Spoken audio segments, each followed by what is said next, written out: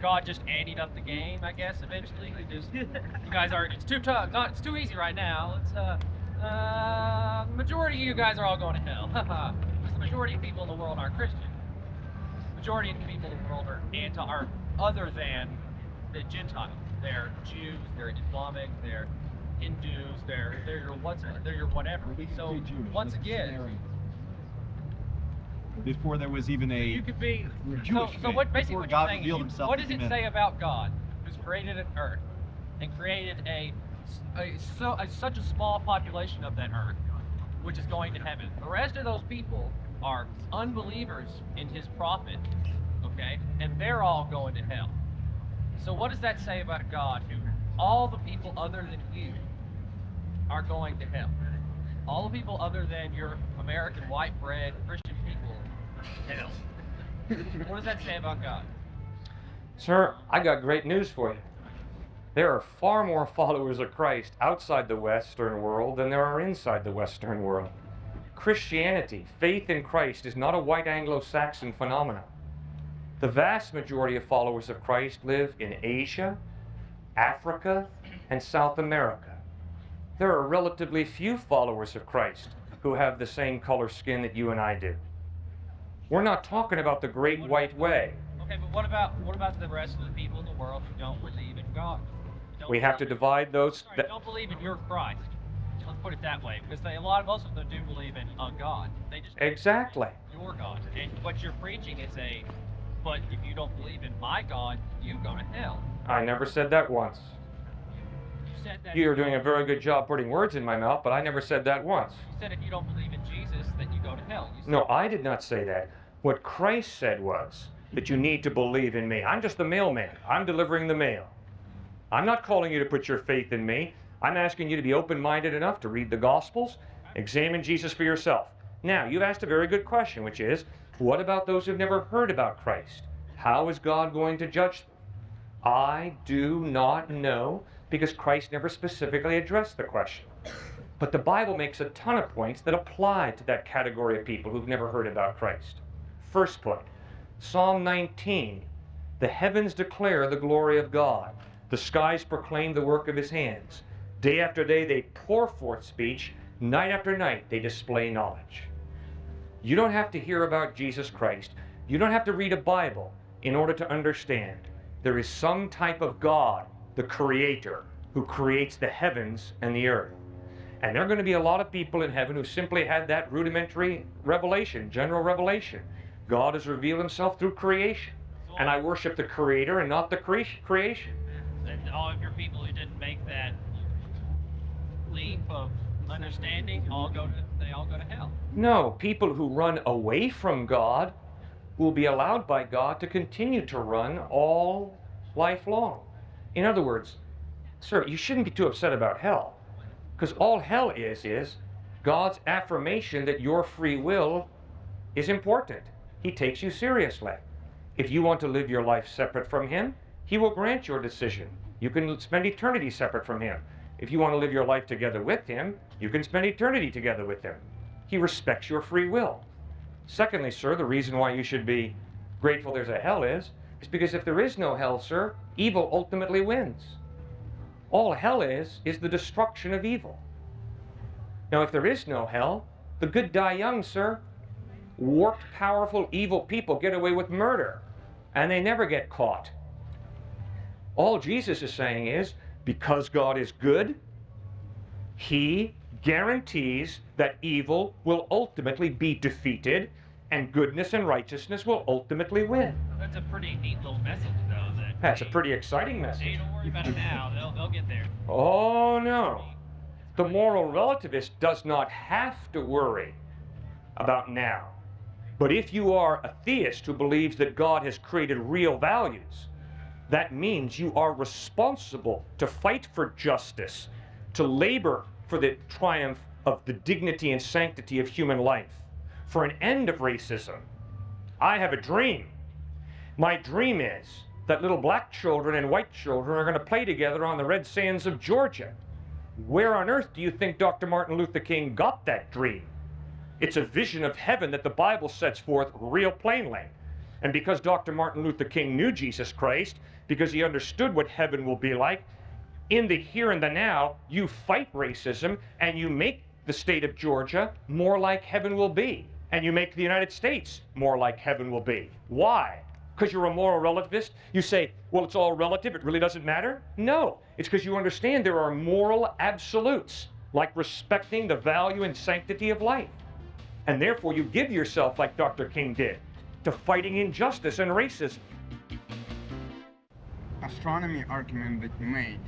I was wondering what those astronomers thought. I mean, they see evidence for cooling of the universe, right? Right? They do? Cooling? Yes. The universe... I don't know. Okay, fine. I'm warning you, I'm not an astronomer. No, I'd imagine that they also told you about the Great Shrink theory. Not only Big Bang, but Big Shrink. Are you familiar with that at all? The Big Shrink? Yes. I have not heard of the Big Shrink. The whole universe, once it will reach a certain point when all the energy that was that existed during Big Bang is spent. It's spent, okay, yes sir, I understand. That the universe will collapse into a singularity from which it started during the Big Bang. Are you familiar?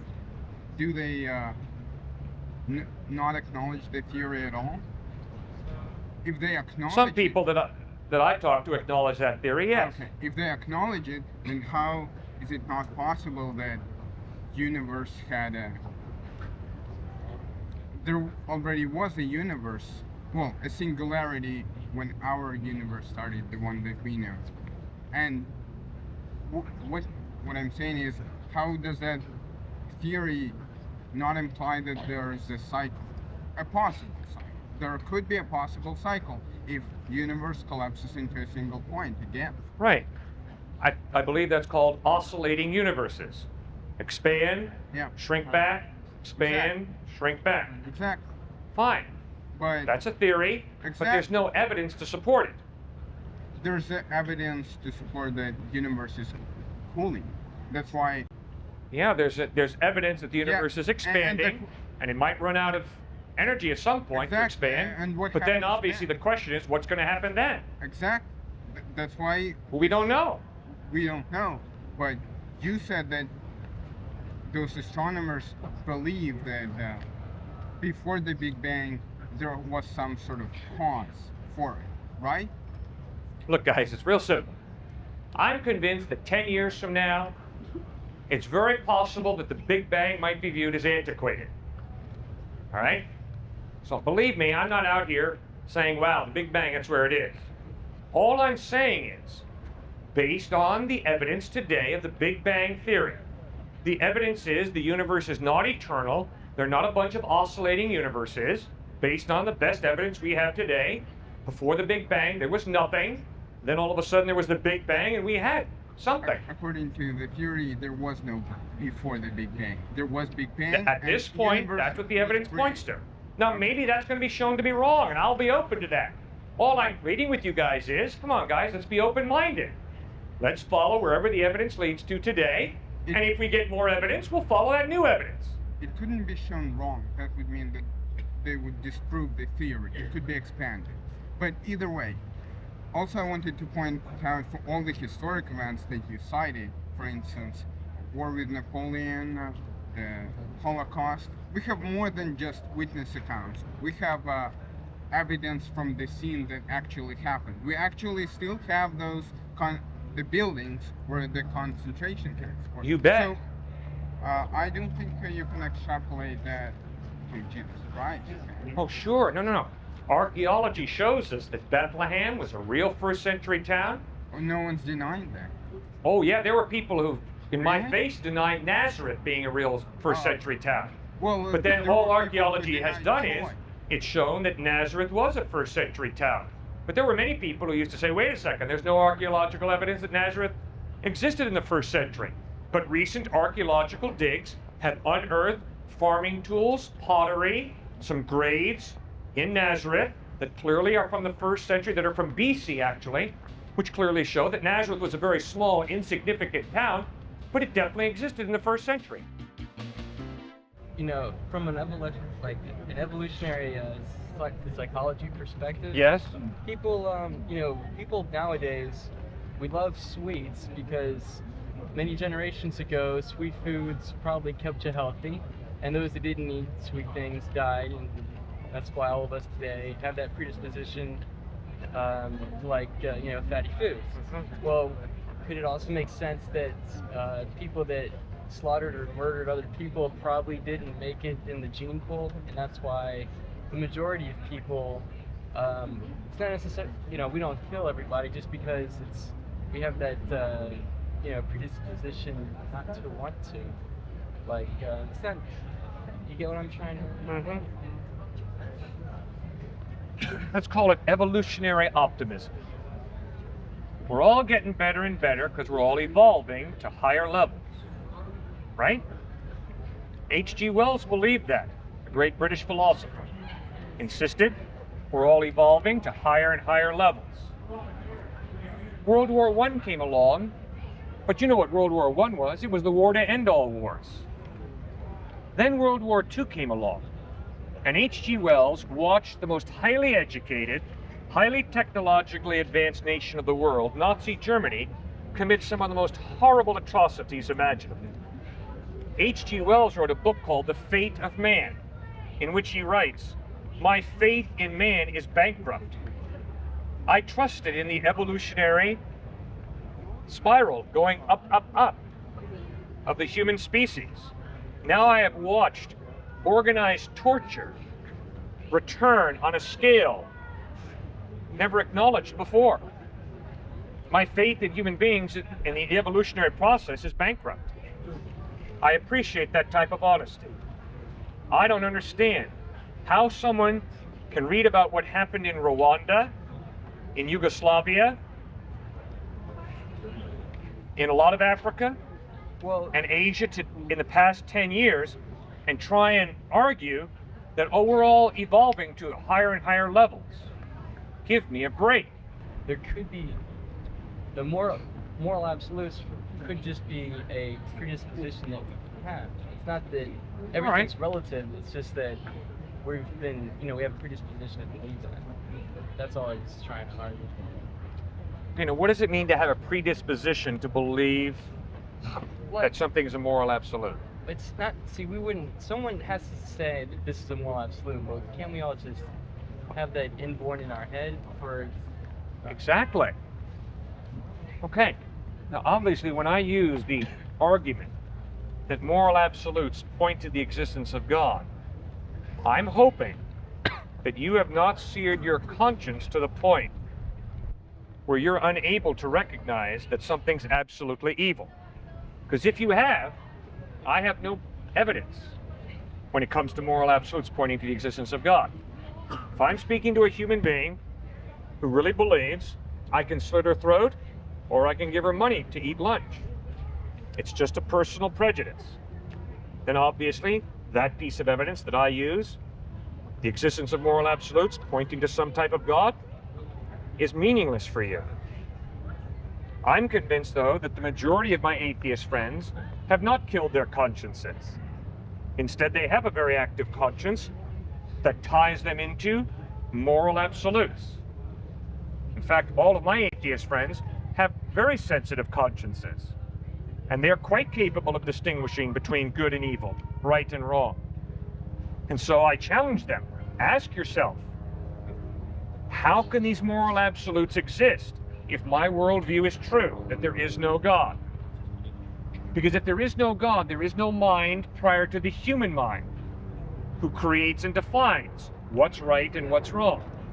If there is no God, it's obviously the human mind that defines and creates what's right and what's wrong. So this human mind creates your definition, that human mind creates their definition, that human mind creates its definition. Nobody's right, nobody's wrong. There are no absolutes. Morality is totally relative, defined and created by the human mind. My experience is that if I steal your backpack, you're going to look me in the face and say, Cliffe, you should not have stolen my backpack. When you use the word should, you're appealing to a standard outside of you and me. Saying, come on, Cliffe, don't you know innately, by exercising your conscience, that stealing my property is wrong? The only way that standard can be real outside of you and me, an intangible standard of justice, of respecting the dignity of a human life, the only way that can be real is if there is some type of God to create it. If God didn't create it, guess who did create it? You and I, which means it's totally relative. Well, that's what I was trying to make my point about, was that, no, I'm not arguing that I completely believe this. I'm just, That's okay. Okay. You bet. That God didn't create, didn't say what's right and wrong, but more like the people that believed what was right, those people survived, through the generations, and that's why the majority of people believe that that's right. Now, there's still some that don't. They just happen to make it into the gene pool, into the next generation, and so forth. That's why, you always get the, the antisocial person that wants to beat up other people and, kill people, and then you have the rest of us saying that's wrong. But we're just, I'm thinking that we have that, predisposition because our parents, they thought that was wrong, and their parents. All right. Okay, one of the reasons that I believe in Jesus is because my experience of right and wrong, good and evil, is exactly what Jesus described. Jesus insisted that all of us are created in the image of God. We have a conscience. That conscience enables us to understand what is good, what is right. But we all, every one of us, also have a sinful nature. We've been scarred. We have a readiness to sin factor. Example, I am very grateful that right behind my head right now, there's not a big screen, picturing for you in graphic color all of my fantasies, all of my imaginations, all of my ambitions. I would be horribly embarrassed for you to see that. I have a conscience, and when those different fantasies, selfish thoughts, imaginations come through, I have to make a decision. Am I going to live those out, or am I not? I have certain urges to treat certain people in a specific way. My conscience kicks into gear and says, no, don't do that. I am convinced that the solution to the problem of evil in America today is not a social cure. It's the changing of the human heart, the human character, by Christ, by God's Holy Spirit, where He sensitizes our conscience and then gives us the power to do that which we know is good, instead of to do that which we're tempted to do, every one of us. That's evil. Now, sir, that's my experience. I have 3 little boys. I can promise you, they are all sinners. I can promise you they have consciences, and I thrill to watch them learn to make morally responsible decisions instead of doing what they know is wrong. Okay, as a Christian, you admit that you have a leap of faith, that you don't understand everything about Christianity, you don't understand everything about the world. You said a couple days ago you don't understand why good things or why bad things happen to good people, that God has a plan, and you just must have faith in Him and His power, His omnipotence and everything, correct? I wouldn't put it that way, but go ahead. But you do it, like, that is a common term, leap of faith, that you have faith in your God, that no matter what, He is your God, and in the end, everything will work out the way it's supposed to, correct? I never use the word leap of faith, because when you study the philosophers and theologians who use that word, I tend to disagree with them. But if what you're trying to say is, Cliffe, you know very well that you can't prove that God exists, you can't prove that Christ is the truth, you're absolutely correct. Exactly. There's no way that I can prove. So doesn't it make sense that as a person who isn't Christian, that they can have a similar leap of faith about evolution. Again, sorry, I shouldn't have used leap of faith, but they could have a similar view to where they admit that they don't know everything, and that humans as a whole, we're not perfect. We can't figure out everything. Maybe not right now, maybe not later, but there's the whole idea that we're not incredibly brilliant like we like to think we are sometimes, and that the evidence of evolution is there, just as the evidence of Christianity is there. You can't prove that there's a God that created all of existence so many billions and trillions or however long ago, just the same way that you can't prove that evolution and the Big Bang Theory is all interrelated, but that it makes just as much logical sense to follow that under a leap of faith that it does to be Christian. Okay. As a thinking human being, I have to acknowledge I don't have exhaustive knowledge in any area. That's obvious, right? You get a BS in biology, you don't know all there is to know about biology. You get a master's and a PhD in biology, you don't know all there is to know about biology. You do postdoc work in biology, you don't know all there is to know about biology. Nobody has exhaustive knowledge in any field. No question about it. But that doesn't mean that we don't know enough to keep on studying, keep on building our knowledge. So, before I trust, I demand evidence. When it comes to science, I want physical evidence. I think there is some physical evidence from microbiology. So that is why I accept microevolution as true. Evolution as an origin is not science. Evolution as an origin is a philosophy of science, which states, behind the process of evolution, there's no intelligent mind, there's fate and chance. Now, from my experience and observation of life, I never get order coming about by chance. I don't care if it's a building, an automobile, a wristwatch, your spectacles, this shirt. Every time I push order and design back, I come to an intelligent mind, an architect, a tailor, a watchmaker, an eyeglass maker. Therefore, I have to ask myself, is it more reasonable for me to believe that behind the process of microevolution, there's an intelligent mind? Or is it more reasonable to believe that behind the process of microevolution, there's no intelligent mind? Sir, 100 times out of 100 in my experience in life, there's got to be an intelligent mind if there's order. You also said before, you said a couple days ago that when you were talking about bad things happening to good people, that you don't understand why that happens, but you gave the example that maybe this bad happens in order for a sort of greater good to occur. I don't remember the exact example you used, but you hit on the fact that maybe that this bad happens, and because God has a plan about it, that because of this bad, greater good will happen to the world. You talked about the bear and the trap and everything like that. It appears to him that you're going to kill him, but you're actually in truth helping him. In your experience, chaos, disorder doesn't ever lead, and chance and all that doesn't lead to order.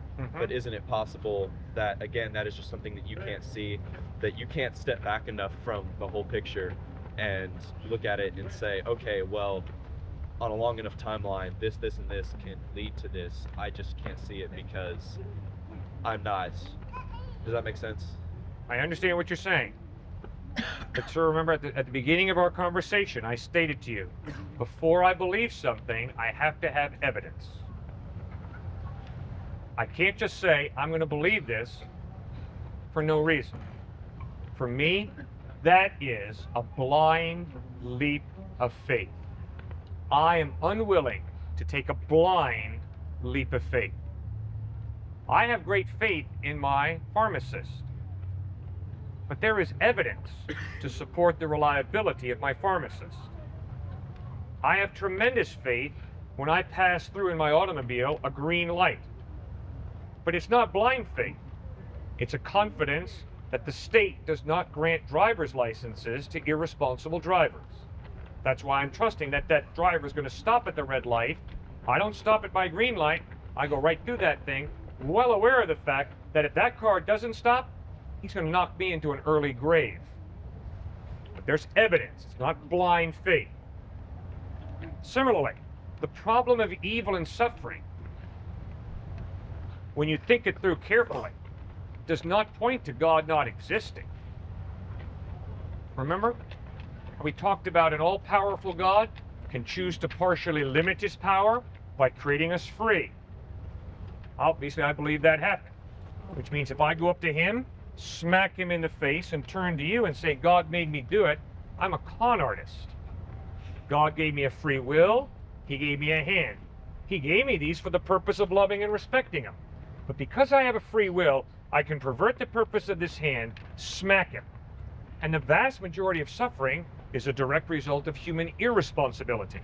But there obviously is a lot of suffering that's not a direct result of human irresponsibility. I wasn't saying that. I was just using it as an example. I wasn't trying to say that good things happening to bad people and bad things happening to good people, and the whole free will argument, that's an argument against Christianity. I wasn't trying to use that. Right. Because obviously you hit that quite a bit before.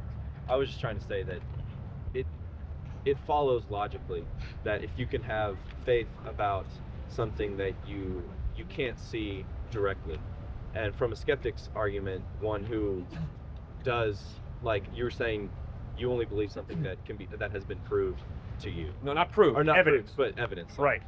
I don't think I can prove anything. No. Bad choice of words. Something that you have evidence for. Doesn't it make sense that someone who doesn't really believe the evidence for Christianity and God must look for natural causes to such, again, free will, things like that? We must look for someone who doesn't believe in the Bible, doesn't believe in the Quran, doesn't believe in any sort of religious text, that if that's not any sort of evidence to them, that it's the same leap, same faith that they must have in order to believe in evolution, that a Christian must have to believe in God. You know, obviously my argument is, I feel that atheism is a blind leap of faith. I don't think there's anything that really supports atheism in a solid way. In other words, I'm convinced that in order to be that an atheist is very similar to a criminal.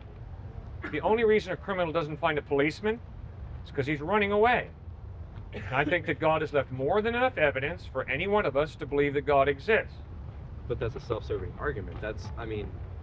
Unfortunately, that line of logic right there is circular, because in order to not be an atheist, you have to believe in God. No, it's not circular, because you can answer me in right order now. to believe in God, you have to, basically what it comes down to is you have to believe in God, and you have to believe in all of this so that, sorry, lost myself for a second. If you believe in the Bible and you believe in God, you don't really have any external proof, any solid proof in that. Huh? Ask me. Well, why do you believe in God, Cliffe? Why do you believe in God? Thank you. I don't believe in God because the Bible says so. I don't believe in God because the Quran says so. I don't believe in God because the Torah says so. I don't believe in God because any book says so. I believe in God because I observe the order and design in the universe around me. And my experience in life tells me that order and design comes about from an intelligent mind. That's the first piece of evidence that points me to God's existence. Second piece of evidence that points to God's existence is it more reasonable to believe that life comes from life, or that life comes from non-life? Is it more reasonable to believe the rational comes from the non-rational, or is it more reasonable to believe the rational comes from the rational? Is it more plausible to believe that the personal comes from the personal, or is it more reasonable to believe the personal comes from the impersonal? Sir, every one of those for me is a no-brainer.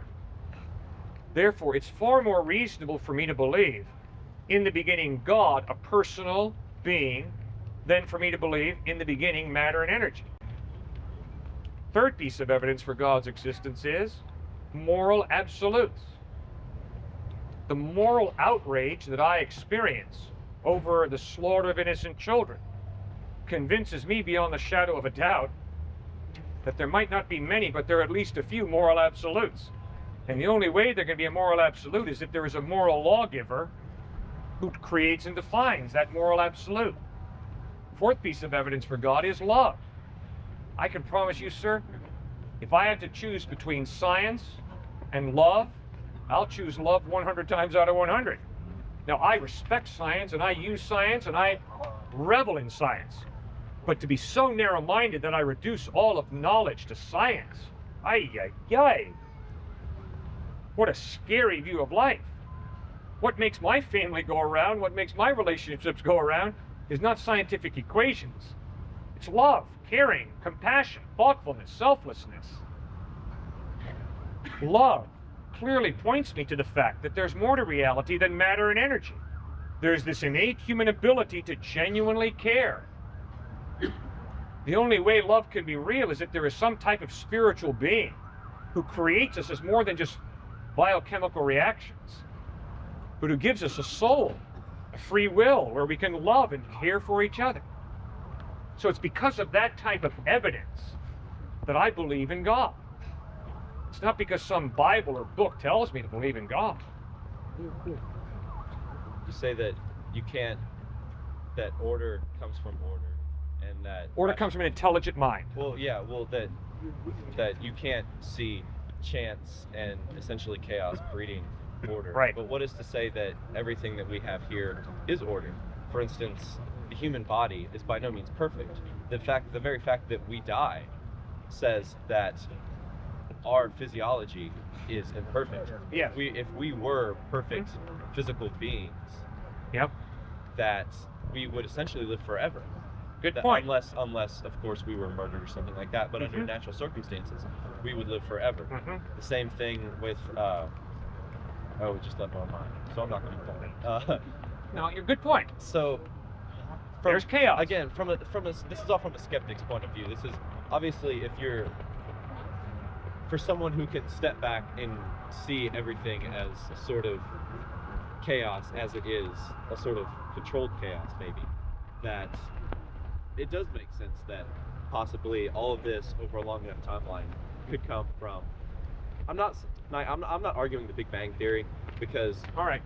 I can't argue. There's no possible way for, I believe, any human living today to really be able to logically argue for the Big Bang Theory. It doesn't really have any evidence today. Whether it happened or not, there is no real evidence for it today. But as far as evolution goes on a widespread basis, from nothing to something, essentially. Right. Okay. Sure. Now, I'm not referring to you in the next comment. I really respect you. I thank you for treating me the way you have. But let me share something with you. Often people use the argument with me. Cliffe, you use as one of your pieces of evidence that God exists the order and design of the human body. Baloney. The human body is just chaotic. The reason I get so frustrated and angry with that person is because you and I both know what the dude's going to do if he gets really sick. He's not going to go down there and ask someone on the strip to heal him. He is going to go to the most highly trained doctor he can afford. I have a younger brother who transplants kidneys and livers up at the University of Wisconsin-Madison. I am keenly aware of the fact that there are some problems with the human body. For someone to deny the order and the design, the majestic order and design of the human body, is beyond my ability to respect. When you study the brain, the human eye, the central nervous system, yes, you're absolutely right, we're all going to die. But if you can walk away from that, saying there's no order, there's no design, it's a chaotic mess, I am tempted to call you some very mean names, because I think you're playing a game with me. My brother had to study so hard to become a transplant surgeon. He had to study the order and design of the human body so intensely. He's now involved in genetic research, trying to help human bodies not reject a new organ. The amazing intricacy of genetics, DNA, the complexity. is so mind-boggling.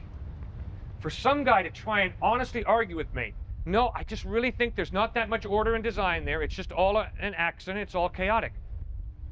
I just say, fine. The next time you get really sick, don't go running to a doctor. Just go out there and get someone off the drag there and have them medicate you. Come on, buddy. You can't live your life that way. Stop feeding me this line. So, you see, that's the way I think. I try and think as practically, as realistically as I can. Sir, I know very well that if one of my children gets really sick, I'm going for the best I can get. And the odds are I'm going to get prostate cancer. Because I live right outside New York City, guess where I'm going? I'm going to Sloan Kettering. Why? Because at Sloan Kettering, they're the best. They know how to handle prostate cancer like just about nobody else. If I was here in Texas and I got prostate cancer, I know exactly where I'd go. I'd go to that guy at Baylor. He's the best. And he's not the best because he just sort of fumbles around inside the human body. He understands the order and design. He can cut that cancer out better than most people can. So that kind of order and design demands some type of intelligent mind. If my younger brother, as brilliant as he is, cannot prevent some bodies from rejecting the new kidney or liver he transplants, are you going to be able to convince me that healthy human bodies just come about by chance?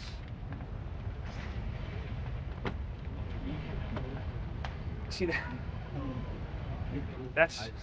I agree that if someone sits there and says that it's all just chaos, that doesn't make much sense. It's more of a, I look at it from more of a long-term controlled chaos maybe point of view, to where we've been around so long that evolution has, like you're saying, the kidneys, the fact that they don't, that you can't, I just can't give you my kidney. Right. It's just going to be great. There's going to be problems. Uh-huh. I look at that as evidence of actually evolution, because if it seems to me that if there were a higher power that designed us all, that it would be very easily to interchange. You know, that would not be a problem that somebody would have medically, and that if we all evolved and we are all replicated strands of DNA, basically, that it would make sense that our bodies are incredibly unique in the fact that each one has grown a little bit different, and it comes as no surprise that if you were to get a transplant from your immediate family, it will hold up much better than just a random person on the street. Like, that seems evidence for evolution to me. And Okay, but then there's the philosophical question. What is it more reasonable to believe there's an intelligent mind behind that evolutionary process, or is it more reasonable to believe there's no intelligent mind behind that evolutionary process? I'm not trying to answer that question. That's beyond my scope of knowledge. Okay, but it's not beyond my experience to tell you, to share with you, that 100 times out of 100 in my experience, when you have order and design, there's an intelligent mind behind it. I don't care if it's a building, an article of clothing, a poem, a mathematical equation. Here's another piece of evidence that means a lot to me. You and I are walking up and down the beach. We see some ripples in the sand. I say to you, isn't it incredible what the waves did? You nod your head and say, yeah, Cliffe, that's incredible. We walk a little further. We see in the sand, John loves Mary. If I say to you, isn't it incredible what the waves did? You would not be going like this. You'd be going like this.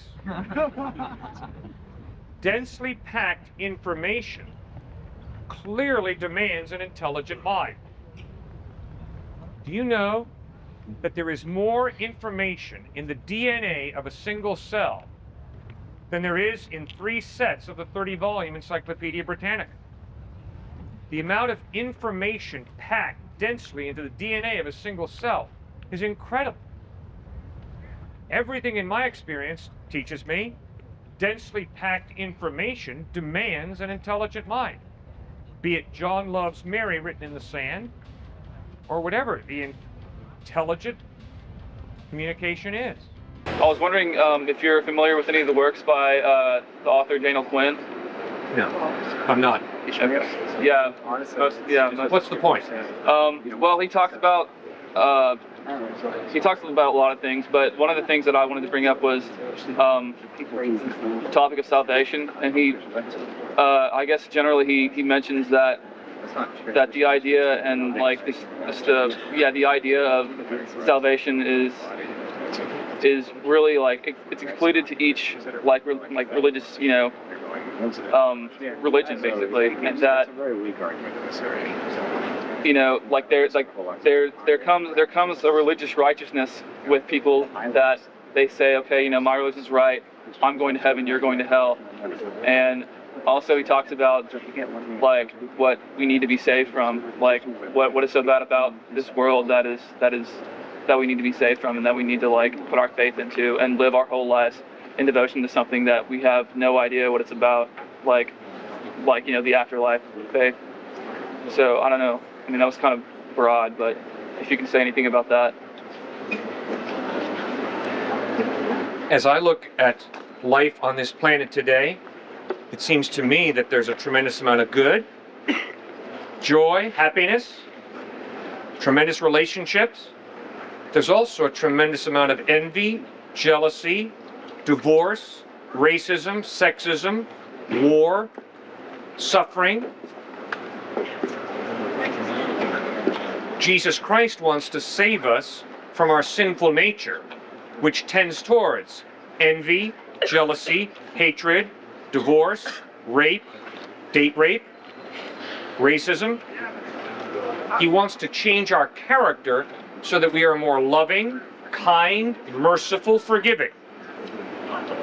Do you think that religion is the only way to successfully attain that? Like, you don't think that there's anything that we can do, like ourselves, that we can fix those problems? Because God has given us a free will, there's a tremendous amount that we can do on our own. But if there's help from outside, I wouldn't want to look a gift horse in the face and decline the outside help. And so Jesus Christ says, yes, exercise your will in a responsible way. Exercise your mind, your reason in a responsible way. But then realize that I, the living God who gave you your mind and gave you your conscience, want to be spiritually connected to you and help you become even better than you can left to your own devices. So that's one form of the salvation that Christ offers.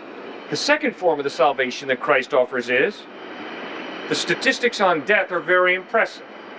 1 out of 1 die. Jesus Christ said, put your faith in me and I will give you life after death.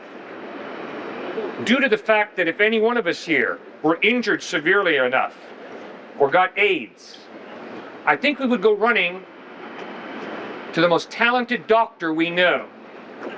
Why? Because we like life. The thought of our own death is not very attractive, not very appealing. Jesus Christ offers eternal life to all who trust in him.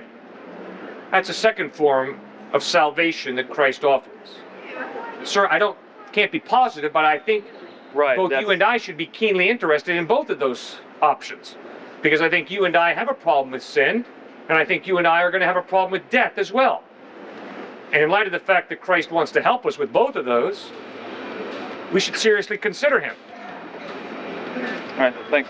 Thank you for raising that issue. If someone who doesn't already believe in God, like if they walk around and they don't come to the conclusion, oh wow, I have a soul, and there's going to be life after this, then, or like I'm more than DNA, like since it's not happening to them, then I don't understand how you can say it's like evident, self-evident. Like my point is simple. My point is, God has hardwired us in such a way that there's no excuses to be an atheist. Our conscience points us to moral absolutes. There's got to be a moral lawgiver. Our minds point us to the amazing, intricate design of our bodies, of the universe. There's got to be a designer. Don't tell me you've got designer genes and that there's no designer. Now, if you can't tell me that your designer genes come about by accident, give me a break. You're not going to convince me that the human eye comes about by accident. It's impossible. It's totally unreasonable. So you're saying everyone who doesn't believe in a God is probably lying to themselves.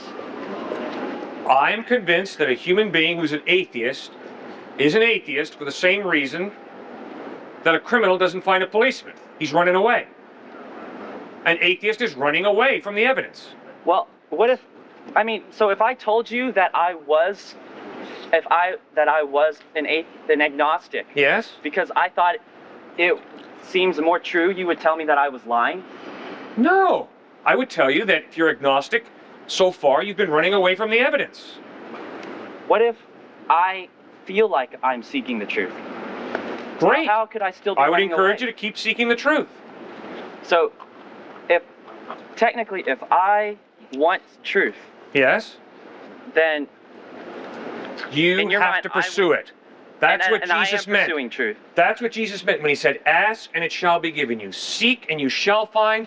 Knock and the door shall be open. What God prizes so highly in you and in me is a search, seeking, asking, and he will meet us. I don't know how he's going to meet you. Does he promise this to everyone? Mhm. Does he meet that promise to everyone? Yep, sure does. Because I really feel like there are people in this world who look for the truth and do not find it in Christianity and go to hell where you say they go because they didn't find Christianity. Like, that's what you believe. No. And I really do think there are people out there who look for the truth, think they found it, and maybe something that seems like it could be right, maybe something that's totally improbable, like well, to me, it would be something like Scientology, you know, and they really think that's true. And I don't think that they are running away from the truth. I think they, you know, that is what they believe in their mind to be true. Mm-hmm. But you don't accept that. I think it's rather clear that all of us have faith. None of us okay. can prove that what we're living for is true. We all have faith. Sure. And because we Yeah. all have faith, we all struggle with doubt. Uh-huh. So I don't think there are any true believers, meaning by that, people who are just 100% convinced that what they believe is true. Right, because it's still fake. We all struggle with doubt, every single one of us. Right. And therefore, if we're open and honest, and if we really search after God, we're going to find God. I would like to believe that. I would like to believe that in my lifetime, if I just wanted to find truth, I would find it.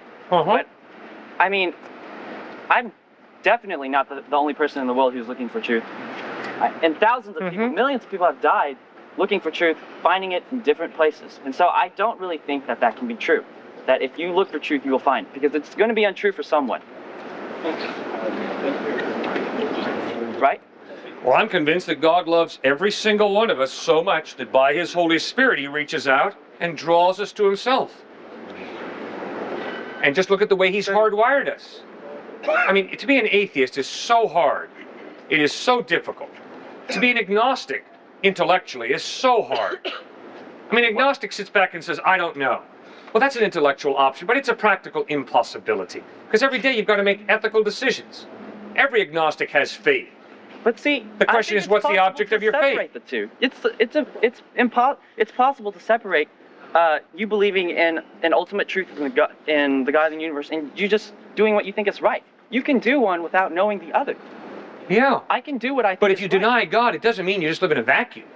You have to have faith. You're not going to convince me that any student is here at this fine university by accident. You're not going to convince me that anybody who's climbing the corporate ladder is on that trip by accident.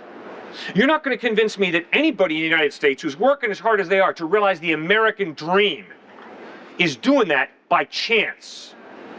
We all have faith, every single one of us. We all are motivated people. We have motive. We have ambition. That's why we work as hard as we do. That's why we try as hard as we do. We're trying to realize something, experience it, be happy. Okay. So we all have faith. The question is, who or what is the object of your faith, and what is the evidence that the object of your faith is reliable? Okay. I understand what you're saying. I'm just saying that it just seems like people find truth in different places. Yes. And they're not being dishonest with themselves, and they're not running away from something that they feel inside their heart, but they're just finding it in different places. And I think it's possible to believe a lie. I've believed lies at times. I do think it's possible. I agree with you wholeheartedly that it's possible to believe a lie, but it doesn't change the fact that they believe it's true. Correct. Right. And if they are seeking truth and they don't find it, but they want to know truth, isn't God not holding up his part of the bargain? He's not giving them free will, because they don't even know what's right. If you don't know what's right, how can you choose what's right? Okay, well, I've used the example of guilt to try and point you to the fact that God has hardwired us in such a way. No, it's not irrelevant. It's highly relevant. The cross of Jesus Christ is all about dealing with guilt. If you feel guilt, it doesn't point you to the Bible. It might point you to a religion. Yeah, it points you to God. A religion. It doesn't. Well, when you say God, you say your truth that you see. You're not saying the truth that a Muslim sees. That's right. We're talking right now. We're talking atheism, theism. We're not talking atheism, Christianity. Atheism, theism. We're talking atheism, theism. And my point is, every human being experiences guilt. That should drive them to understand there's a moral lawgiver. They have violated that law. They're in need of forgiveness. There's some type of God or gods. I don't know if I really want to give you that argument, because I have another argument that I want to get to, but I don't know if I agree with that all, just because I don't think it's also it's not a logical process to say because I feel guilt, then there has to be absolute right and wrong, and because there's absolute right and wrong, there's got to be God. Because I feel like that's not something you can do. That's not there. You have a lot of holes in making those steps. Like what? Well, like I said, it could be evolution. Like it's not something that I'm saying that I believe, because Well, just tell me what you believe, okay? Let's not shut a box with a theoretical guy. I'm agnostic. All right. I don't know what the hell is true, and it's just like there's a lot of things that I think can be true, but I feel like Christianity makes so many claims that it's kind of already like marked itself out of the possible truth box. Okay. So there's where I stand. Like I used to be. What on earth are you living for? I don't know. Oh, come on. Sure. Look at you, man. You're dressed orderly and decently. You're working hard. I would like. You're motivated. Come on, you've got to ask yourself, what am I living for? I would love to be a son of God and to have an eternal life, and to know that whatever I do now, like, I'll be forgiven of, and grace is always a concentric circle, like, bigger than me. Like, I sin, oh, grace is one step ahead of me. That's a great feeling. And I don't, like, yeah, I would, I think it's preferable to have something ultimate to live for. But the reason I guess I'm not Christian anymore is because I feel like I would be intellectually dishonest with myself if I were to still believe in that. How? Because of the stuff I've been saying. Because how would you be intellectually dishonest by putting your faith in Christ? Because if I were to believe in Christ, then I would have to assume. Well, first of all, in order to believe in the God of the Bible, the God of the Bible talks about fair God, loving God, a kind, forgiving, merciful, everything God. Yeah. And also angry over evil. And angry over evil. And just. Sure. Yes. It talks about a perfect God. Right? Morally perfect. Morally perfect. Not a perfect computer. Right. Not a perfect computer. Right. And I don't feel like God gives people free will because of the arguments that I was telling you about just now. Because people don't know what they're choosing. People don't know that they're choosing to go to hell. Like, I have a Muslim friend that I tried sharing the gospel with last semester. And it was quite obvious to me that she was not lying to herself. She wasn't being dishonest with herself. She wasn't playing games or anything. She just, in her mind, Christianity was not true. How could God expect someone to believe in something that they see as being untrue? It's just like it's the same as like you expecting me to believe in Santa Claus or the Tinkerbell or just anything. It's just It doesn't make sense that God would expect that from everyone. If he doesn't let everyone know that what, if he doesn't show everyone his truth, then I feel like he's not giving them free will. If I tell you about like a set of rules that I have, like, oh, Cliff, if you tie your shoe in the next 5 minutes, you get a big cash reward, and I don't let you know that, then I can't fault you for not getting the big cash reward because I didn't let you know. It's not your fault, like you didn't choose to lose $5,000, you just didn't know. And I feel like that's what God does with most of the world. Like, you might hear the gospel, and you might, like if you're living in another country, they might tell it to you, and you'd be like, oh, that's a pretty story, but, my religion is true, and I know my religion is true, and so how could I believe in something that's not real, but, just the reality of, like, me being a Christian would entail me having to believe that at the end of this person's life, they die, and, they go up to heaven, and they're like, oh, where's Allah and his prophet Muhammad, and, and where's, all my friends, and we're going to be in heaven, and, we're going to have a big party together. And then finding out, oh, that actually heaven is occupied by, the Trinity. And actually what you have, you've lived a life in vain. You were dishonest with yourself. You committed these sins, and, you never told Jesus about them, and so that he could forgive you of them. Like I forgot to mention that to you during your lifetime, but since, I did say it, in the Bible here that you didn't really know about, or, that was mixed in with all your other fairy tale stories, then you're going to hell. That's what you deserve. What I really can't fathom in the slightest is where on earth do you get off thinking that you're supposed to understand what's going on inside the mind of a Muslim? Because they talk to me, and I have to take their words at face value. I can't. Yeah, that doesn't mean you understand their motives. That doesn't mean you understand their environment that they're coming out of. They're coming in from the same environment. No, they're not. They're not.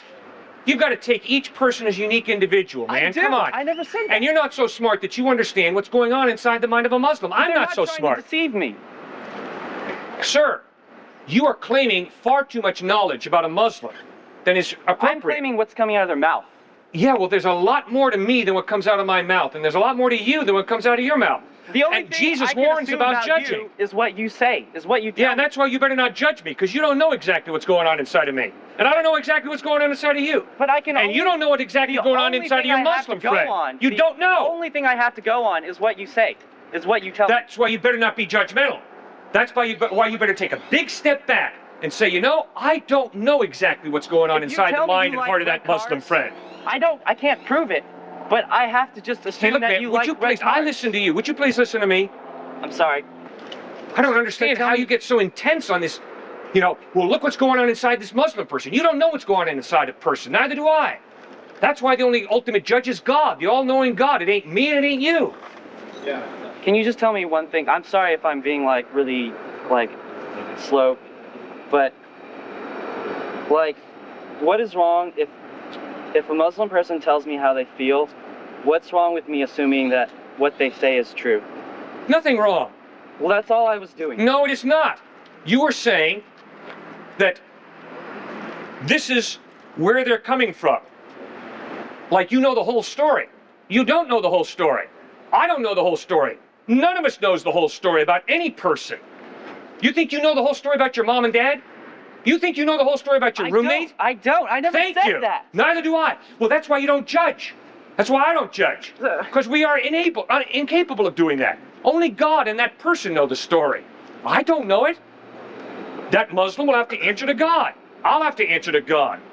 You don't answer to me. The Muslim doesn't answer to me. The atheist doesn't answer to me. We answer to God. And I'm very limited. Do you think I know everything there is to know about my wife? I don't. I don't. I don't either. Good. Then let's back off the judging stuff. We don't know. But we do know that Jesus revealed that God is good and holy and loving. He'll judge fairly. We leave the judging to him. I think there are some spots that are filled in with fables and tales Parables? Parables, yeah. Mm-hmm. How do we know that? I think the things that Jesus said and the things that he did are very honest and what we should do. But how do we know that these miracles are not just parables also? Okay. Or they claim to be miracles? Right. How do you interpret a written document? I hope that at this fine university you are taught read in context, respect literary style. Don't rip one line out of Othello and say that's Shakespeare's worldview. Read the entire play. Secondly, respect literary style. If it's a biology textbook, you read it as a science textbook. If it's the poetry of John Donne or Robert Blake, you read it as poetry. If it's historical narrative, you read it as historical narrative, and you interpret it accordingly. Read the Bible the same way. Study literary style. If it's the Psalms, it's poetry. Genesis chapter 1, 8 four-line Hebrew poems. Book of Revelation, highly apocalyptic literature. Dragons with 12 heads. Highly symbolic language. Gospels clearly contain parables. Jesus speaks in parables. He also uses metaphor. I am the light of the world, not claiming to be a 100-watt light bulb, obviously. But when it's historical narrative in the Gospels, like turning water into wine at a wedding in Cana, like walking on water, like rising from the dead, then treat it as historical narrative. Okay, so you're saying you believe all of these historical narrative stories? Correct. That you believe in them? Exactly. What evidence do we have besides people that were followers of Jesus and just trying to convert people into Christianity? I mean, do we see it from non-believers in other historical texts besides the Bible? Good question. Is there historical evidence that points to Christ being a real historical person outside of the Bible?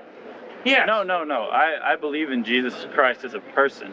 What I'm saying is, are there narratives, are there other valid texts from other sources that we're not followers of Jesus, or we're not Christians, or we're trying to... I'm not a believer, but yeah, I saw Jesus do that miracle that no man could ever do. No, the extra biblical references to Christ were not eyewitness. They were the Roman historians. Suetonius, Tacitus, Pliny the Younger wrote about this Jesus Christ. The Jewish historian Josephus, who was not an eyewitness, wrote about Jesus as an historical person.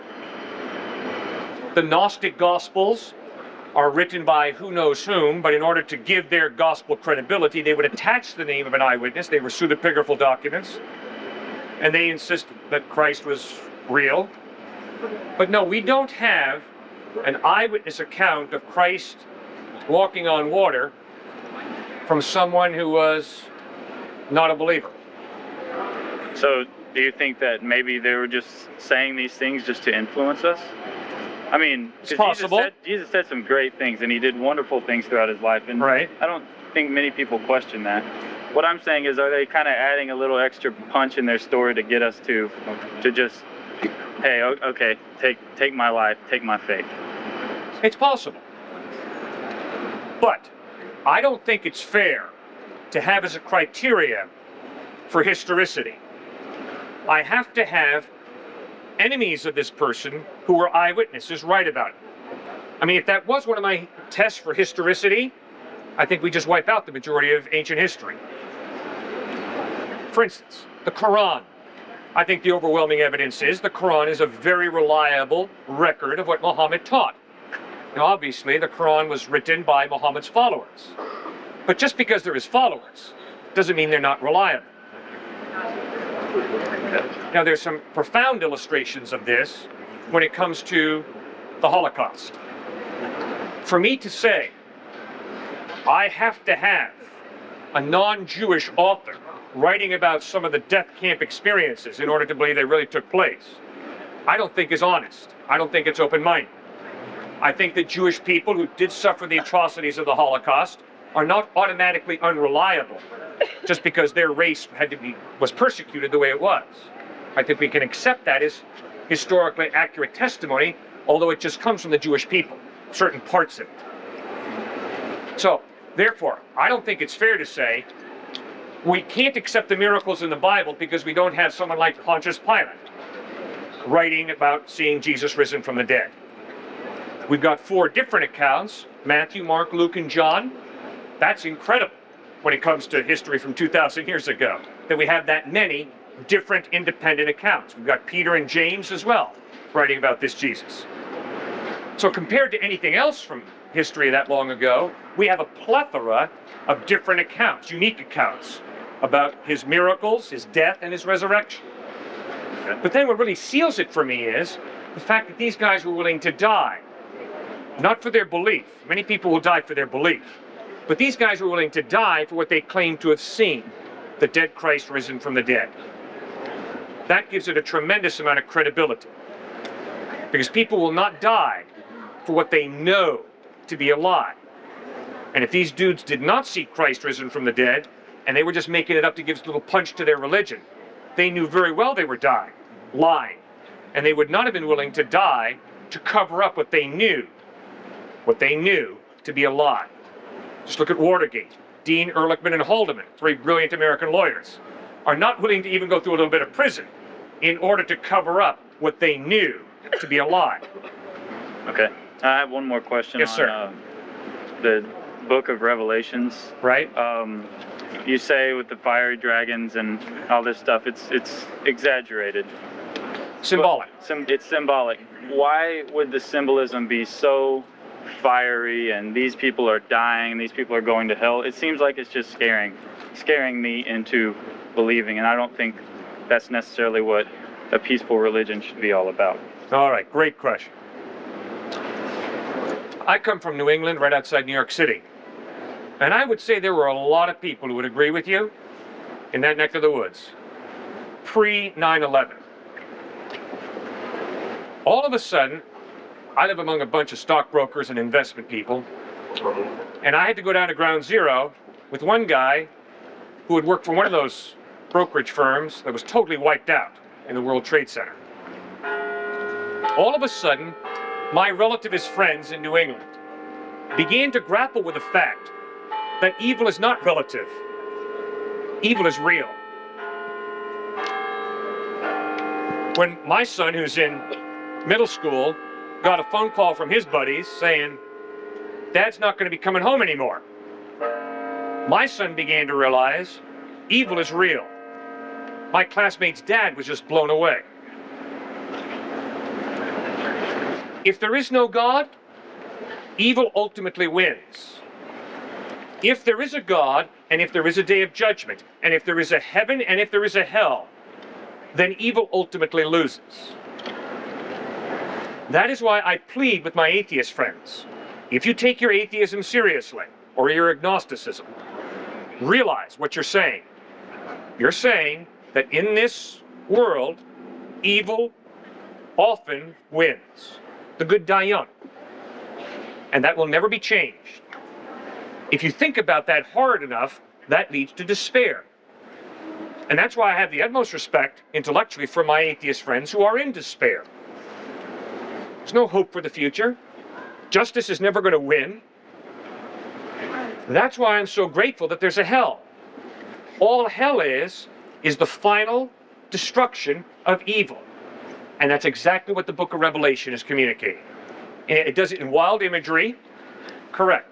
But what the book of Revelation is saying is, because God is good, he cannot allow evil to ultimately win. I am grateful for that.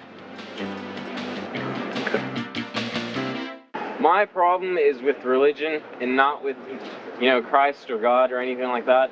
I believe that religion is man-made and faith comes from God. I don't agree with how convenient Christianity has made itself. We're all sons of Jesus Christ, and he loves us all, but he's the way, through him you go to God, and if not, you go to hell, blah blah. My problem is with Christianity. They've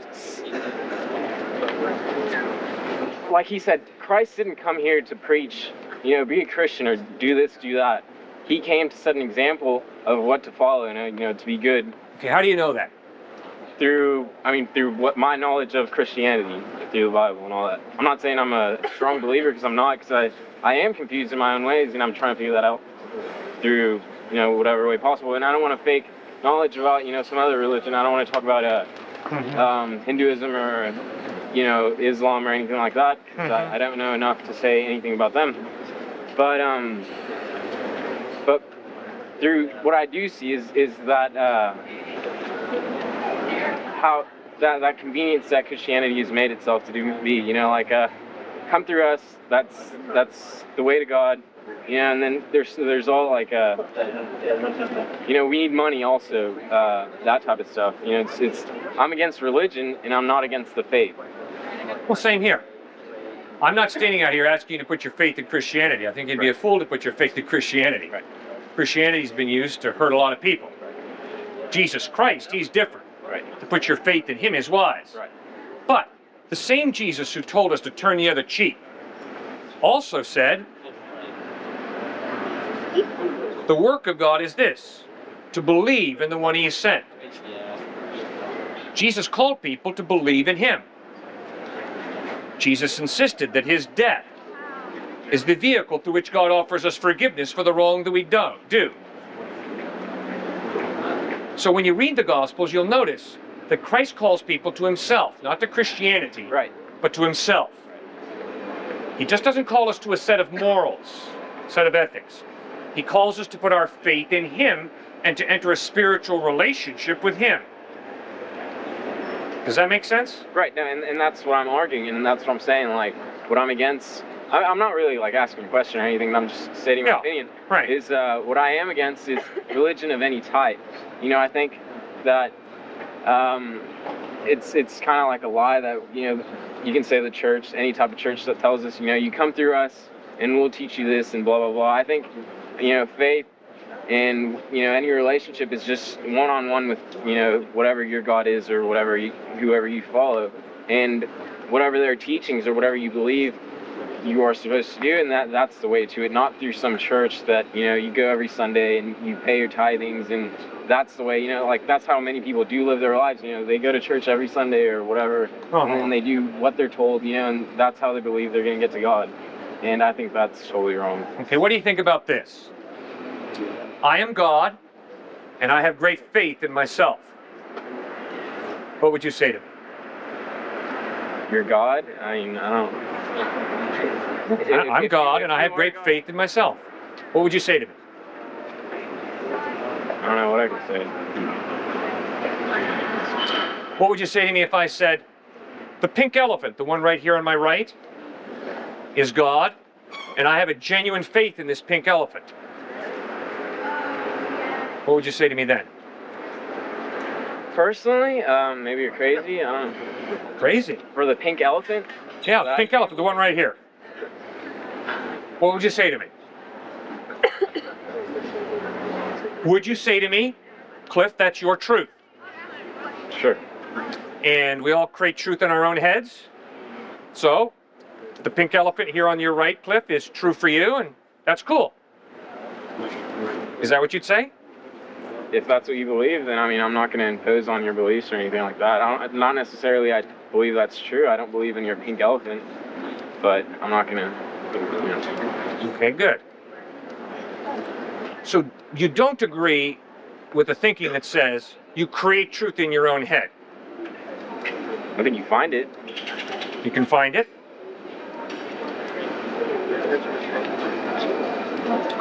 See, I'm convinced to the root of my being that I don't create truth in my head. I have a rational mind, I have a conscience, and I had better go out and find truth.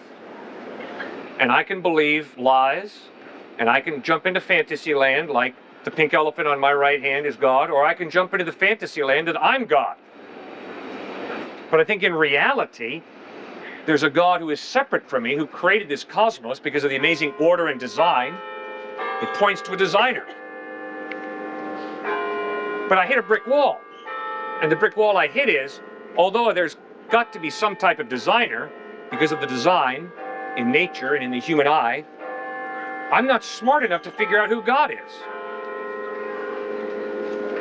But guess what? I'm not smart enough to figure out who you are. The only way I'm going to build a friendship with you is if you open up and tell me the truth about yourself. That's the only way I develop friendships. And that's the only way I'm going to develop a relationship with God. If God chooses to open up and reveal who God is. Now that's where Muhammad and the avatars of Hinduism and Jesus Christ and Shirley MacLaine enter the picture. They all claim to be revealing God accurately, but they contradict each other. So they can't all be speaking the truth. So now I've got to ask myself, what does the evidence point to as being true and reliable? And I have concluded, due to his lifestyle, the way he treated people, due to his ethical teachings that you referred to when you started speaking so eloquently, due to his death, when he loves and forgives his enemies, and most importantly, due to his resurrection from the dead, the overwhelming evidence is you and I can trust Jesus to reveal God accurately. That's why I put my faith in. Now, does that make any sense? Or am I shooting in the dark? Yeah, yeah. It does? That's something else. Well, let me ask you, for instance, if I now go on and say, I'm a follower of Christ, I believe in Jesus, and I hate his guts, would you have a problem with that? Sure. Good. Why would you have a problem with that? Because that's not in your beliefs, and that's not in what you're taught or where you're supposed to believe. Exactly. It's not what Jesus taught, right? So if I say I'm a follower of Christ and I hate his guts, we have a major problem here of hypocrisy, a major breakdown, don't we? And then if you say to me, well, wait a second, Cliffe, you say you believe in Jesus, you hate his guts, you're a hypocrite. And I say, no, you got to understand, you just create Jesus in your own head. And my Jesus calls me to hate his guts. So you got to be real careful, don't you? You don't want to be judgmental, but you want to be able to think clearly. And you know very well that Jesus commands his followers to love and respect all people, not to hate anybody. Personally, in my life, I felt that Jesus or God or whatever has tried to reach out like several times, and I think that I've felt it many different times, but I always repel it, or I'll accept it for that period of time, you know. And then time goes by, and I'll start being ignorant to it again. And like, I think if you look at things that have happened to me, I would say that I'm blessed. For, you know, even being here. Absolutely, same here. But what I don't understand is why do I push away? And why, you know, like when I do want to believe, and I'm not saying what I want to believe, but I do want to believe in something. And man, it's an honor talking to you. You are brutally honest, and I respect that highly. Sir, I'm just like you. You're right. I feel God's drawing me to himself. And at times I go, and then other times I turn around and go the other way. Right. That's exactly what Jesus warned about. You and I are Jekyll and Hydes. At times you and I do that which is good, and at other times we have this perverse fascination with doing that which is wrong. Then probably what happens, we experience some type of guilt later on, somewhere down the road, and then we got to try and figure out how we're going to handle the guilt. Right. It's not even guilt, it's more like confusion. Like, I don't know why sometimes I will do this and why sometimes I'll do the other. And, you know, like, I don't try and make my mind up. I try and, like, you know, be open to many things. Like, I listen to my dad. My dad's highly religious and a very smart man. And I want to listen to him because, you know, usually this is how it goes, you know, like your parents tell you don't do this, or they warn you about certain things, not just about religion or anything, and then you're like, oh, you know, well, I'm a kid and I'll be fine and blah, blah, blah, and then bam, it happens, you know. And so, like, I'm thinking, like, you know, well, my dad's been telling me all this stuff about, you know, religion, and he's like, he doesn't want to push me into it. He wants me to, like, you know, walk myself there. And then and he doesn't even, he's got that same point of view with me. Like, he's against, he'll say he's a Christian or he's a follower of Jesus or something, you know, but he's not he's also against the church. Like, he's got problems with the Christian church, with the establishment, right? Yep. And so, sounds like a pretty cool dad. Yeah, I mean, and admire him a lot, and I Uh-huh. believe in what he says, and I want to believe into what he tells me about Jesus and all that stuff, because I mean, it feels like, I mean, I don't want that, you know, me non-believing to be like something else that, you know, my parents warned me about, you know, like whatever, anything that you can say, and then bam, it happens, and then that's when you learn your lesson, you know. I don't want death to come and then me to go to hell or something, for me to start believing when it's too late or something like that, you know what I mean? Okay. And so. Okay. So then, why don't you tell me, what are the main problems with Jesus that you have? The main questions, the main doubts, or main problems? I don't have a problem with Jesus at all. It's just, it's my own, like, apathy. Okay, good. Very well put. And I don't think you're alone. I think I'm a lot like you. Apathy. So how do you deal with the apathy? I would encourage you like blazes, because you're an intelligent gentleman, to really force yourself to ask the hard questions of life. Where do I come from? Why am I here? What ethics should I live out? Where am I going? Stick with those basic fundamental questions. Is there a God who gives a rip about me? Is there a purpose to my life? Read the Gospels, get to know Christ, pray, subjectively cry out to God in prayer. Begin to realize how much he loves you, that he'd sent his only son Christ to bleed and die on a cross to forgive you and to give you eternal life. And then be asking, okay, Lord, now what do you want me to do with my life? How can I serve you best?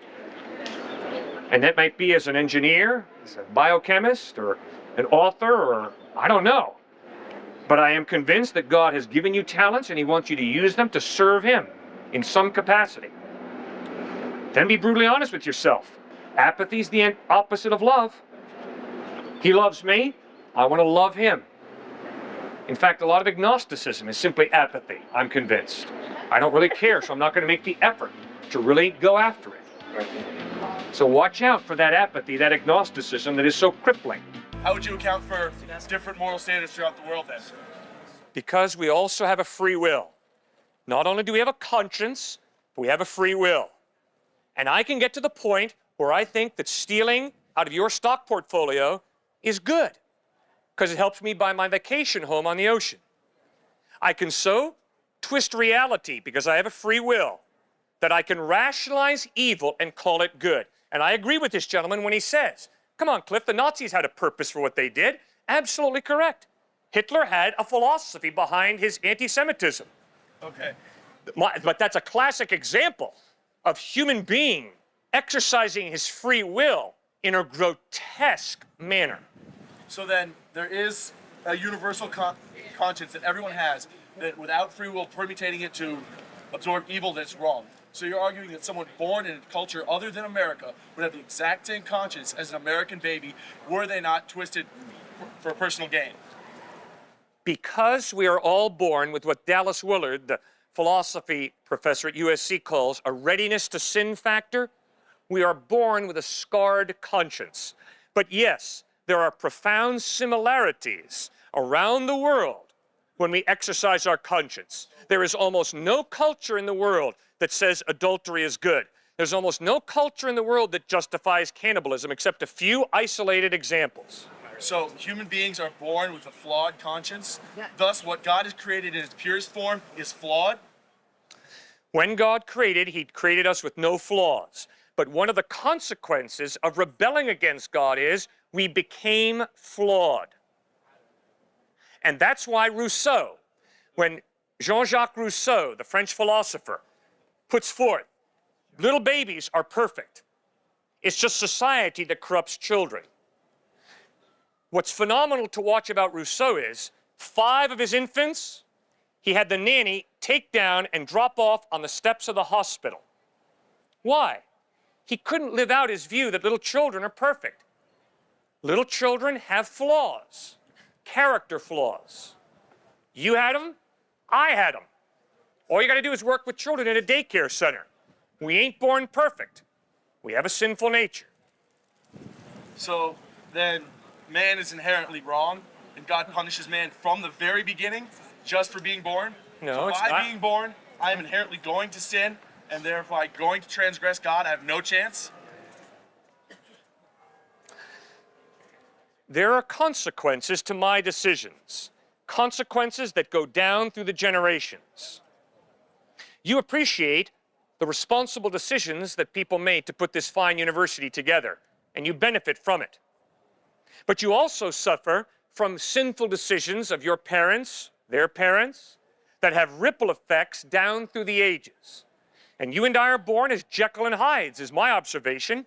You get in touch with a little child, and at times that child is so pure in their motives, it's exciting. But at other times, that little kid can be so mean and warped, it's scary. You and I are a mixture of good and evil. So an all-loving, all-forgiving God punishes you for the sins of somebody else? No. God is not punishing me. Instead, I am born into a world where there's cause and effect. There are consequences of human decisions. You're avoiding your last statement. You said that we are inherently affected by the sins of our fathers. But if God is all-loving and all-forgiving, why would he hold the child responsible for the sins of a father? The child is not responsible for the sins of their father. I gave you a crystal clear illustration. The University of Texas was not put together last summer. The University of Texas was put together over a long period of time by very responsible people. You benefit today from those responsible decisions. You had nothing to do with putting together the University of Texas. In the same way, people made highly irresponsible decisions. You suffer the consequences. It's not God punishing you.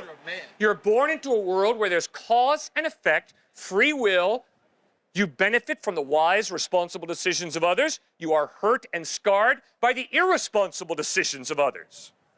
What I'm saying is you're avoiding, I'm not saying that the actions of a person later in life aren't affected by irresponsible decisions of previous people. I'm saying when you're born, you're saying we're born to the sinful nature. And that is derived from the Garden of Eden, when man originally sinned. So currently we are held responsible for the sins of Adam and Eve billions of years ago. Nobody's going to hell because of what Adam and Eve did.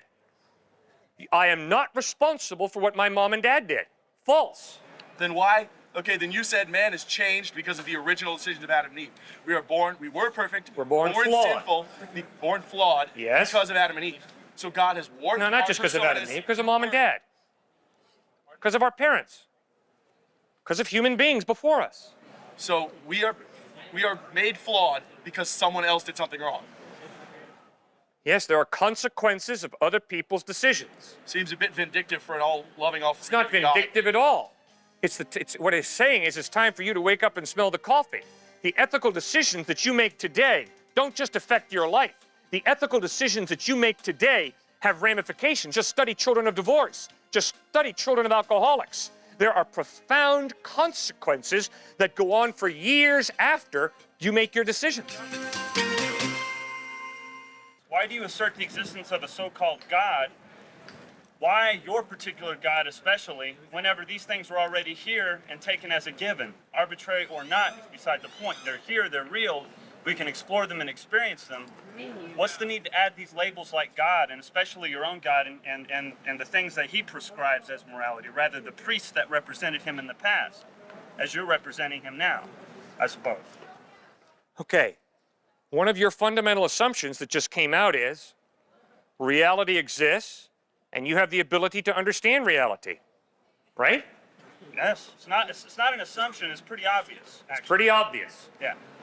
Now, reality exists and we all understand it. Okay. But a little while ago, I was at Columbia University in New York City.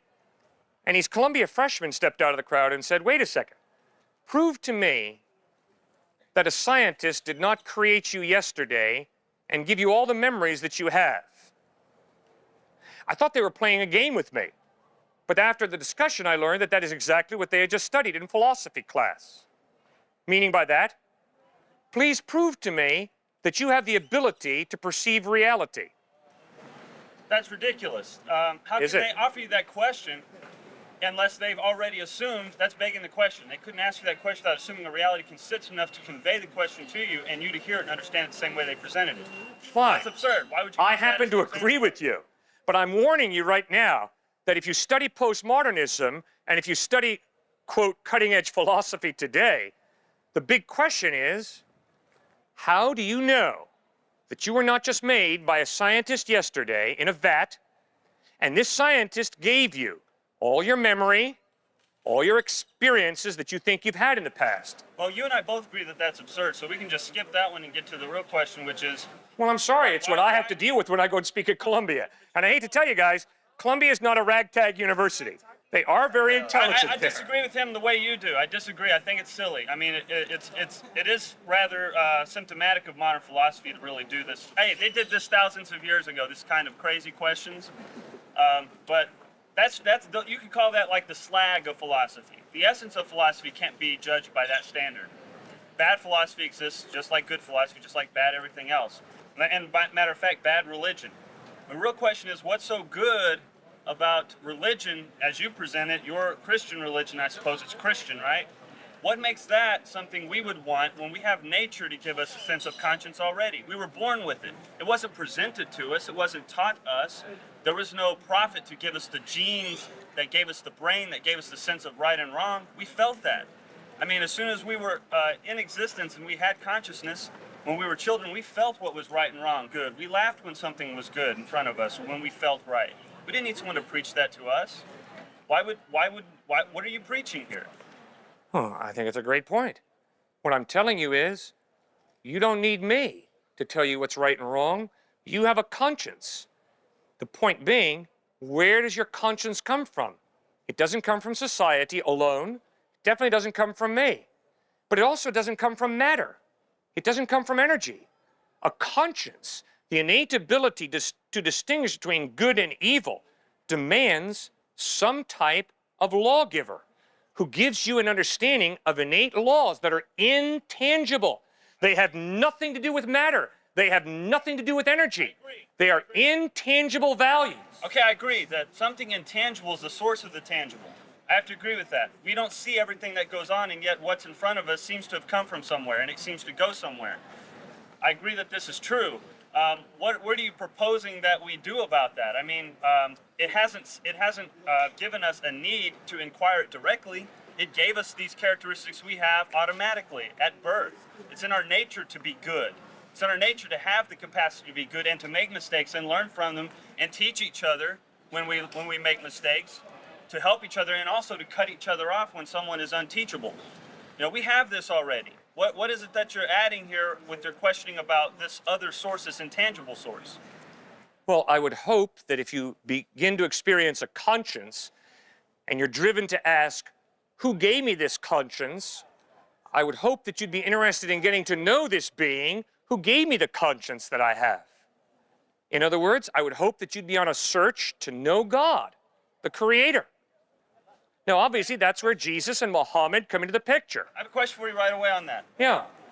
I'll accept the label God, you know, because it's acceptably meaningless, because any label we attribute to something intangible is going to be pretty meaningless, except as an analogy to what's tangible, which anybody can make this analogy all day if they want, but we're going to be relying on our intuition in the end. So, okay, God, fine. I accept the notion that there's a God and we can, as you say, know more about this God. Question is, by what means will we know more about such a being? And also, I know there are different ways people think you can know something like God, but how about this as a way to, quote, know God? Just be your innate natural self. Do not flinch from that. Live that honestly. Isn't that coming as close to anything godlike as possible, to go into the intangible truth within yourself and live that out? I mean, I suspect that you might prescribe a kind of book or system of beliefs to tutor one toward an idea of God, but I don't think ideas of God can ever capture something that intangible. I mean, something like that would be infinite. You could add something to it and it would absorb it like it was nothing. You could take away and it wouldn't feel it. But ideas are like this. Ideas, they try to take something like that and put it in one spot. Then you can present that to others and sort of manipulate them. That's where a lot of evils come from. But evils can't come from people facing the natural truth in themselves. All right, I can stand here and look at you and say, wow, you know, I bet I can empathize with you because you seem to be a human being. You know what pain is. You know what pleasure is. You know what it is to love, to laugh, to cry, to weep, to be sorrowful. So I can know you in that sense. You're a fellow human being. But if I really want to get to know you, you have to open up and tell me the truth about yourself. Or we could just experience something together. Like, for example, maybe just being alive as a human being and experiencing that as honestly and authentically as you can, Right. as close as you can ever really get to a being like God, because all this unfolding universe is just God's way of doing that himself. Okay, but Or wait, herself watch. or itself. Actually, Watch. Hi, my name's Cliff. What's your name? My name's Afshin, Cliff. Good to meet you. Harry, good to meet you. No, Afshin. Thomas. Okay, now wait a second. Call me what you will. No, you see, but wait a second. See, not only am I being rude to you, but I'm being arrogant. Why? I am not smart enough to figure out who you are. And if I stand here and say, Thomas, Harry, because that's what I feel you are, that's incredibly dishonest of me. Yeah, that would be. I have to be humble enough to allow Afshin Yeah. to reveal to me Afshin's name. Right, and you were at first. The same thing is true with God in me. I can't create God in my image. God says worship no one but him, but yet we're supposed to worship this man that was supposedly here. And it gets confusing. Who are we worshiping, him or God? Or is it all the same? Because the Muslims believe that he was a prophet, but they don't necessarily worship him. They worship only God. So that's my question. Is like, we're saying they're wrong. They're saying we're wrong. Who's wrong or right? And how do you know? Yes, ma'am. All right, now you've raised two questions that I'd like to address. Your first main question was, what's this bit about Jesus being the bridge between God and man? Shouldn't we just worship God? Why Jesus? But then I also like sort of your second issue, which is Muslims say you're wrong, Cliff. You say the Muslims are wrong. I mean, if everyone's just going to say I'm right and you're wrong, how are we ever going to decide? Okay, those are two great questions. Let's deal with the second one first, all right? The question is, an atheist says, Cliff, you're wrong. Cliff says to the atheist, no, I'm convinced there is a God. I'm convinced Jesus is God. So my atheist friend, you're wrong. So doesn't it get confusing when people disagree? Well, yes, in one sense it gets confusing. But you and I have been given rational minds by God. And we are responsible to use those minds. So we had better study the Quran. We had better study Bertrand Russell, the other famous atheists. We had better study the New Testament Gospels. And we'd better ask ourselves, as thinking human beings, what does the evidence point to as being true? No, I can't prove that Christ is the truth, and my atheist friend can't prove that atheism is true. But there is evidence. Evidence is facts pointing in a direction. So yes, when I'm confronted by a member of the KKK, I have to disagree. I have to look the member of the KKK in the face and say, I'm sorry, but I'm convinced to the root of my being that you're wrong. You're absolutely wrong in your racist attitudes. Why? Because I'm convinced that all human beings are created in the image of God. All human beings have equal value. I love what Carmen bin Laden said. Carmen bin Laden is the sister of Osama bin Laden, and she met the man once. She met Osama. He knocked on the door. She opened the door. She didn't have a veil on, and because he's a religious Muslim, he turned around and didn't want to look at her. And she said something I'll never forget. She said, I cannot hate that man. No, I don't like him, but I cannot hate Osama bin Laden because look what hatred has done to him. Look what hatred has turned him into. So yes, we're going to disagree with certain people, but we're not going to hate people. We're going to respect people, love people, as Jesus commands us to. All right, that's the first point about disagreements. Now, your second question was, what about Jesus being this bridge between God and human beings? I mean, in Islam, you worship Allah. You don't worship Muhammad. So what's this bit about worshiping Jesus Christ? Great question. I think the bottom line question is, who is God? What is God like? Obviously, Muhammad claimed to be revealing God accurately through the Quran. Obviously, Jesus claimed to be God in human form, revealing God accurately. Obviously, Joseph Smith found some tablets in upstate New York. He found some special spectacles through which he could look through to decipher what the tablets meant, and he is the founder of Mormonism and claims that that is the accurate revelation of God. Obviously, the avatars of Hinduism claim to be revealing Brahman, God, accurately. Obviously, Shirley MacLaine claims to be revealing God accurately. Obviously, Louis Farrakhan makes some pretty clear claims about who God is, what God is like. They all contradict each other. So the question is, who's blowing smoke and who's speaking the truth? Now, the only way you can answer that question, I feel, intelligently is by listening to these people, by studying what they say, by studying their character, and by asking yourself, does the evidence point to these people being reliable or does it not? Now, the reason that I trust Jesus Christ to reveal God accurately is because he lived a sinless life. In John chapter 8, he could look into the faces of his enemies and say, which one of you can prove me guilty of sin? And his enemies were silent. Secondly, when you read his ethical teachings, they have the ring of truth. Do unto others as you would have them do unto you. If someone strikes you on the right cheek, turn them the other also. Those are not the teachings of a madman. They have the ring of truth. Thirdly, watch the way Jesus dies. Nailed to a wooden crossbeam. Instead of cursing his enemies the way I probably would have, he prays, Father, forgive them, for they know not what they do. But he has no greater claim to legitimacy other than that which is found in the books. Well, yeah, the books are important. If you want to find out about Muhammad, you better not turn to some Shiite Muslim as your primary source of information. That'd be intellectually dishonest. You better go to the Quran. You better read the Quran carefully and figure out, is Muhammad reliable or is he not? And if you allow a Shiite Muslim to turn you off to Jesus, to turn you off to Muhammad, you're a narrow-minded bigot. When it comes to Muhammad, the issue is not, what about that terrorist who flew the airliner into the World Trade Center? That's not the issue. The issue is Muhammad. You know, what did he teach? Obviously, but what about the Quran makes it less legitimate than the Bible? The Quran, when you study it carefully, is very reliable in giving you a very accurate picture of Muhammad and what he taught. And if anybody comes up to me and says, oh, Muhammad's just a myth, I'm going to look them in the face and say, I'm sorry, you're wrong. The historical evidence is Muhammad was a real person, and the Quran has been carefully preserved over the past 1,500 years. We have a very accurate presentation of Muhammad's thought. Now, read it and ask yourself, does the evidence point to Muhammad being reliable or not?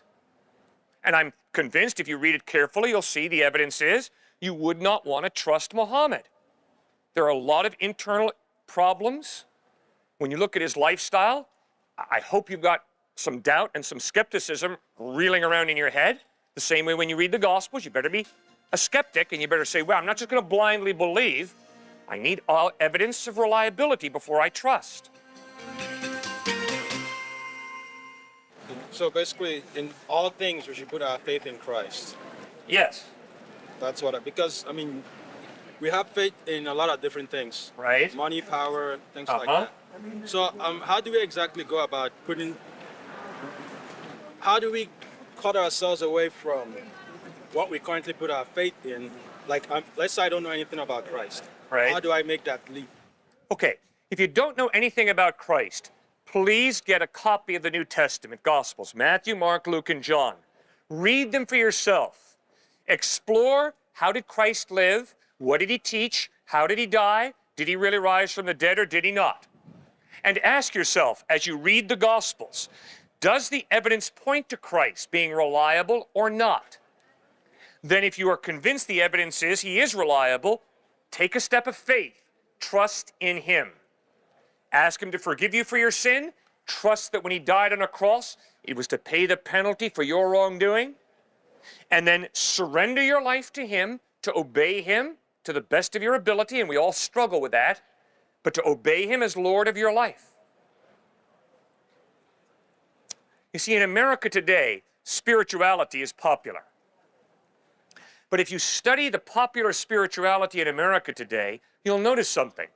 It is divorced from ethics. There are no ethical implications. You can be spiritual and live however you want to. Jesus does not allow that option.